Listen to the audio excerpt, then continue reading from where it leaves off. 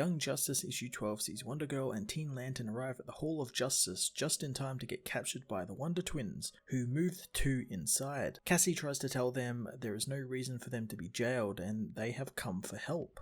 The Wonder Twins are familiar with Wonder Girl and are big fans of her, as she explains that they are part of Young Justice and who Teen Lantern is, and they need the Justice League's help immediately. Zahn says that the League aren't there and away on an important mission, so they better tell the twins everything. Superboy meanwhile is confronted by Warlord, trying to explain to the warrior who he is. Connor learns that he's not on Earth, but Skataris. Connor is upset since he finally found his friends and got off Gemworld and faced the woman who trapped him there, but now that's all been taken away from him again. Warlord tells him to stop crying since it detracts the dinosaurs as a giant T-Rex attacks. Connor easily defeats the beast, but is more upset since he hates punching dumb animals, since it's like punching a puppy. Tim meanwhile tries to contact Stephanie as the others try to determine what to do, with Ginny thinking that they should have gone with the others to the Hall of Justice. Naomi tells them that they can go and she will stay with the portal, as Amethyst asks about Naomi's powers, but as the woman tries to explain them, she is overcome by another energy wave. She apologizes for it since she has no idea why it's happening and she feels all the energy is pent up inside of her. Tim wants to talk about Dr. Glory, and the team can't believe that Superman and Batman would leave her in charge of a portal like this. On top of that, Superboy is now missing, so therefore they have to call in the Justice League. Ginny knows that they are doing what they can, but maybe right now they should think that maybe Glory wasn't lying to them. They think that Connor went back to Gemworld, but Tim says that he's known Connor for a long time, and if he did, he would have told Tim, and he would have been cool with it since they are best friends and he loves Connor. He knows Connor would never just ditch them, as Amethyst says that Superman and Batman put Glory in charge, which Naomi doesn't understand since the news on Star Labs lately has been really bad. Naomi explains the tear in reality that exists in their town and the things that are popping out of it. She knows Connor confronted Glory and then somehow disappeared along with Star Labs practically overnight. The team know they just watched some criminal get away, but Tim says that Cassie or the Justice League will be coming soon and Stephanie or Batman will call back. The team get to wondering where Bart has gotten to, learning that he ran off to get donuts. Tim tells him that Connor is now missing and that Cassie and Kelly have gone to the Hall of Justice to look for the Justice League. Impulse should get over there and see what's happened to them, so he races off, infiltrating the hall and bypassing the security, confronting the Wonder Twins, Cassie and Kelly. Bart tells the supercomputer to stand down, giving it Barry Allen's ID code. Cassie is happy to see her friend as a priority call comes in from Star Labs, so the Young Justice team hide as Zahn and Jaina accept the call, finding it is from Dr. Glory, who wants to speak to Superman or Wonder Woman. Zahn says that the League aren't there and they are away on an important mission. However, Glory demands the League is told about an incident in Port Oswego and how Naomi McDuffie scared her crew off and it's not safe there now for them. While hiding from the video call, Cassie knows this to be lies as the twins realize she means Naomi McDuffie, the person that Superman had met the day before. Glory says that Star Labs is out of their deal now and that the League will have to clean up their own mess. The twins know that Glory was lying, so they decide to call in the Justice League Dark, but Supercomputer denies their access codes since it's not a big emergency. Janie thinks that maybe the Outsiders could do it, but Bart interjects, giving the computer his own code to allow the twins access to everything, welcoming them to Young Justice. In Oregon, the team talk about Ginny's trunk full of her birthrights, but Tim knows that she doesn't need to shoulder that responsibility and that Batman will be more than helpful to take it off her hands. However, Ginny just wants to stick to her own. Suddenly, the local news pull up, trying to get the team to give them an interview. Naomi calls her mother, telling them about the reporter,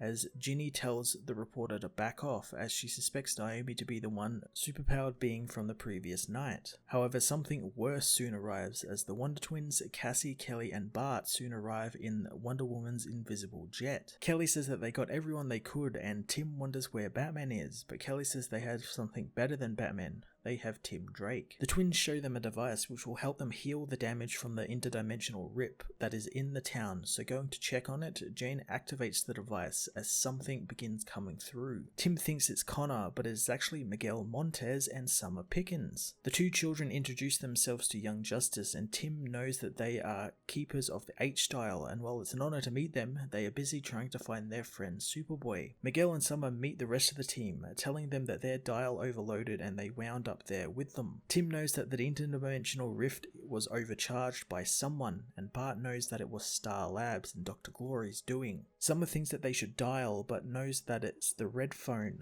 meaning that it is a random transformation, so crossing their fingers that they don't turn into barbarian pirates, Miguel dials H, turning into a spider-themed hero as Young Justice, the Wonder Twins, Miguel and Summer head off to shut down Star Labs and Dr. Glory for good and get Superboy back. Young Justice issue 12 was a big step up from the previous issue as all the Wonder Comics characters and books begin to converge in what is set to be a fun and interesting story. It is not without its pitfalls, however, as much like some of Bendis' recent outings, he uses far more words than he needs to in order to convey a point, meaning the book really has its nice art often overflooded with multiple speech bubbles just taking up all the room on the page. I love the idea of Dial H, Naomi, Wonder Twins and Young Justice all teaming up, and it should be a lot of fun as we head into what feels like a finale story for this brand, although I doubt it will be. I'm going to give this issue a 7.5 out of 10.